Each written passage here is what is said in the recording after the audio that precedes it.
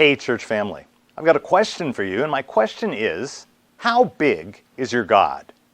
Sometimes kids will get into conflicts on the schoolyard, and they'll try to resolve it by saying, well, my dad could beat up your dad. David basically is using the same argument in Psalm 115 when he's talking about other gods. There he writes, why do the nations say, where is their God? Our God is in heaven. He does whatever pleases him, but their idols are silver and gold made by human hands. Your idea of who God is and how big he is really does matter. So just how big and powerful is he?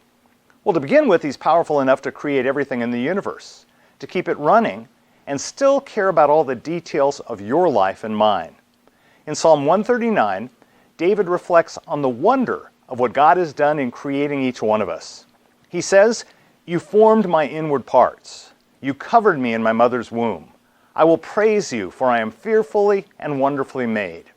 Marvelous are your works. Now that truth goes against what a lot of us think about ourselves. We get messages every day about how we don't measure up. We're too tall, we're too short, too skinny, too fat, too pale, too dark. But David reminded us, you are marvelous in God's eyes. This is true from the moment of your conception to the moment you die. Add to that the fact that God cares about you. He thinks about you all the time. As David said, how precious also are your thoughts to me, O God. How great is the sum of them. You matter to the Creator of the universe.